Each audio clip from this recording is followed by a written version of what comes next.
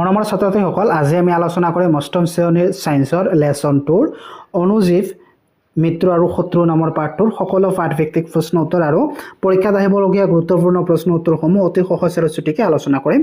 তো ছাত্ৰ-ছাত্ৰীসকল, তোমালোকে ভিডিঅটো স্কিপ নকৰাকৈ লাষ্ট লৈকে চাই থাকিবা। তো ইয়াৰ অনুশীলনী অৰ্থাৎ এক্সাৰসাইজত 1 নম্বৰত কি কৈছে, খালি ঠাই পূৰ কৰা। তো ইয়াৰ এত কি কৈছে, অনুজীৱৰ দেশৰ সহায়ত দেখা পোৱা যায়। বিত কি কৈছে, নীল সেউজ চেলাই বায়ুৰ পৰা পোনপটীয়াকৈ দেশ গ্ৰহণ কৰি মাটিৰ উৰ্বৰা শক্তি বৃদ্ধি কৰে। চিত কি কৈছে, দেশৰ সহায়ত সুৰা প্ৰস্তুত কৰা হয়। আৰু ডিত কি কৈছে, দেশৰ দ্বাৰা কলেৰা হয়। তো ইয়াৰ খালি ঠাইৰ উত্তৰবিলাক তোমালোকে লিখিবা। মই তোমালোকৰ সুবিধাৰ বাবে উত্তৰবিলাক দি আছো।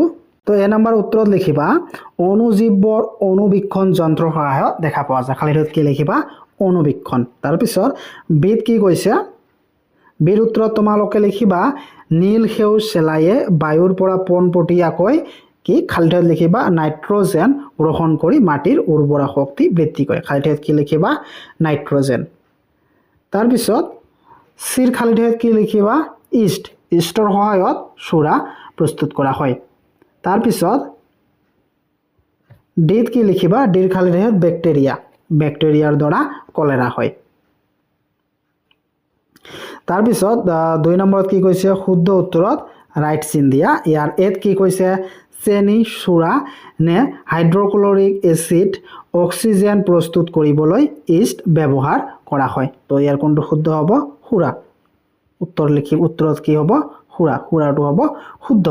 তাৰপিছত বিত কি কৈছে, ছডিয়াম বাইকাৰ্বনেট ষ্ট্ৰেপমাইচিন সুৰা ইষ্ট এবিধ এন্টিবায়টিক। তো ইয়াৰ উত্তৰ কোনটো হ'ব, ষ্ট্ৰেপমাইচিন। উত্তৰত হ'ব ষ্ট্ৰেপমাইচিন। তাৰপিছত চিত কি কৈছে, মাইকী এনফ্লিছ মহ পইতাচোৰা মাখি পখিলা মেলেৰিয়া ৰোগ সৃষ্টি কৰা প্ৰটোজোৱাৰ বাহক। তো ইয়াৰ ভিতৰত কোনটো হ'ব, মাইকী এনফ্লিছ। মাইকী এনফ্লিছিছ মহ মেলেৰিয়া ৰোগ সৃষ্টি কৰা প্ৰটোজোৱাৰ বাহক। তাৰপিছত ডিত কি কৈছে, পৰুৱা মাখি ঝিয়া মকৰা সংক্ৰমক ৰোগৰ বাহক। তো ইয়াৰ ভিতৰত কোনটো হ'ব, মাখি। মাখি হৈছে সংক্ৰমক ৰোগৰ বাহক। তাৰপিছত ইত কি কৈছে, তাপ গুৰি কৰা ইষ্ট কোষৰ বৃদ্ধি ময়দা মৰাৰ বাবে পাউৰুটি বা ইডলিৰ লডা উফন্দি উঠে। তো ইয়াৰ কোনটো হ'ব, ইষ্ট কোষৰ বৃদ্ধি। এইটো হ'ব, ইয়াৰ ভিতৰত এইটো শুদ্ধ হ'ব। ইষ্ট কোষৰ বৃদ্ধিৰ এইটো হ'ব ইয়াৰ উত্তৰ। তাৰপিছত এফত কি কৈছে, শৰ্কৰাৰ পৰা সুৰা প্ৰস্তুত হোৱা প্ৰক্ৰিয়াক নাইট্ৰজেন যৌগীকৰণ হ্ৰাস কিণ্বন নে সংক্ৰমণ বোলা হয়। তো ইয়াৰ কোনটো শুদ্ধ হ'ব, কিণ্বন। তাৰপিছত 3 নম্বৰত কি কৈছে, এই অংশত থকা অনুজীৱবোৰক বি অংশৰ ক্ৰিয়াৰ লগত মিলোৱা। তো ইয়াৰ 1 নম্বৰত কি কৈছে, বেক্টেৰিয়া। তো বেক্টেৰিয়া কি হ'ব, এইটো ইৰ লগত মিলিব, কলেৰা ৰোগ সৃষ্টিত সহায় কৰে। তাৰপিছত ৰাইজোবমিয়া, এইটো হ'ব কি, নাইট্ৰজেন যৌগীকৰণ। তাৰপিছত কি, লেক্টোবেচিলাছ, এইটো কি, দৈ প্ৰস্তুত কৰাত। তাৰপিছত ইষ্ট, ইষ্ট কি হ'ব, পাউৰুটি প্ৰস্তুতকৰণত। ইষ্ট হ'ব পাউৰুটি প্ৰস্তুতকৰণ। তাৰপিছত প্ৰটোজোৱা, এইটো কি, মেলেৰিয়া ৰোগ সৃষ্টিত। তাৰপিছত ভাইৰাছ, ভাইৰাছটো কি হ'ব, এইডছ ৰোগ সৃষ্টিত। তো তোমালোকে এনেদৰে মিলাই ল'বা। তাৰপিছত 4 নম্বৰ প্ৰশ্নত কি কৈছে, অনুজীৱৰ খালী চকুৰে দেখা পোৱা যায়নে, সিহঁতক কেনেকৈ দেখা পাব পাৰি। তো ইয়াৰ উত্তৰত তোমালোকে লিখিবা,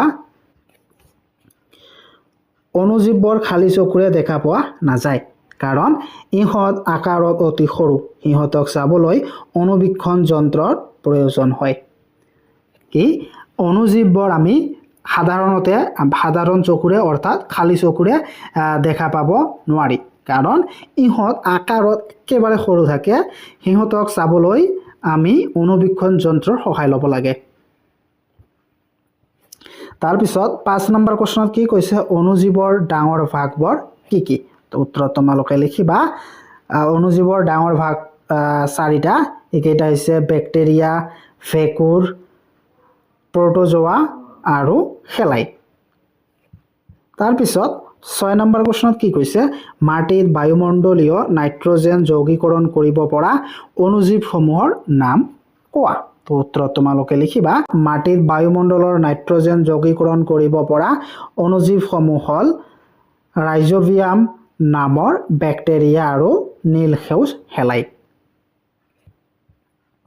তাৰপিছত 7 নম্বৰ প্ৰশ্নত কি কৈছে আমাৰ জীৱনত অণুজীৱৰ উপকাৰিতাৰ বিষয়ে 10 শাৰী লিখা তো কি কৈছে আমাৰ জীৱনত অণুজীৱ বিলাকে কি উপকাৰ আছে তো তোমাৰ ইয়াৰ ভিতৰত 10টা উপকাৰ তোমালোকক লিখিব কৈছে তো 1 নম্বৰ উপকাৰটো হৈছে গাখীৰৰ পৰা দৈ প্ৰস্তুত কৰিবলৈ লেক্টোবেচিলাছ নামৰ বেক্টেৰিয়া ব্যৱহাৰ কৰা হয় 2 পাউৰুটি কেক প্ৰেটিছ আদি প্ৰস্তুত কৰিবলৈ ইষ্ট ব্যৱহাৰ কৰা হয় 3 বাণিজ্যিকভাৱে সুৰা আৰু ভিনেগাৰ এচিটিক এচিড উৎপাদনত অণুজীৱৰ প্ৰয়োজন তাৰ পিছত 4 বিভিন্ন ৰোগ নিৰাময়ৰ বাবে প্ৰয়োজনীয় এন্টিবায়োটিক দৰৱৰ বেক্টেৰিয়া আৰু ভেকুৰৰ পৰা প্ৰস্তুত কৰা হয় 5 বেমাৰ প্ৰতিৰোধৰ বাবে ব্যৱহাৰ কৰা ভেকচিন বা চিটা অণুজীৱৰ পৰাই তৈয়াৰ কৰা হয়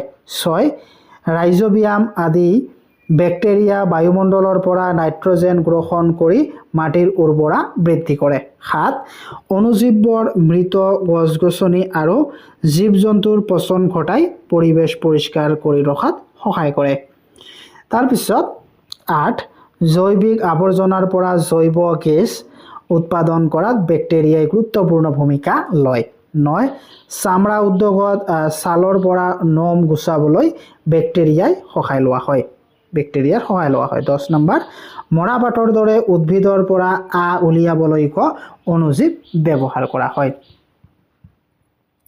তাৰ পিছত 8 নম্বৰ প্ৰশ্নত কি কৈছে অণুজীৱৰ অপকাৰিতাৰ বিষয়ে লিখিব কৈছে অণুজীৱৰ কি ক্ষতি আছে ইয়াৰ বিষয়ে তোমালোকক লিখিব কৈছে তো ইয়াৰ উত্তৰত তোমালোকে লিখিবা অণুজীৱৰ মানুহ উদ্ভিদ আৰু জীৱ-জন্তুৰ দেহত বহুত মাৰাত্মক ৰোগৰ সৃষ্টি কৰে মানুহৰ দেহত কলেৰা টাইফয়েড যক্ষা আদি বেক্টেৰিয়াৰ দ্বাৰা হয় মেলেৰিয়া প্ৰটোজোৱাৰ দ্বাৰা হয় আৰু কোভিড-19 এইডছ আদি ভাইৰাছৰ দ্বাৰা হয় কেৱল ৰোগ সৃষ্টিয়েই নহয় কিছুমান অণুজীৱে আমাৰ খাদ্যবস্তু নষ্ট কৰে আৰু খাদ্যত বিষক্ৰিয়া বা ফুড পয়জনিং ঘটায় ইয়াৰ উপৰিও ভেকুৰে কাপড় চামৰাৰ বস্তু আৰু কাঠৰ আচবাব আদি নষ্ট কৰে উদ্ভিদৰ ক্ষেত্ৰতো অণুজীৱে সাইট্ৰাছ কেংকাৰ ঘেঁহুৰ ৰাষ্ট আদি ৰোগ সৃষ্টি কৰি শস্যৰ উৎপাদন বহু পৰিমাণে হ্ৰাস কৰে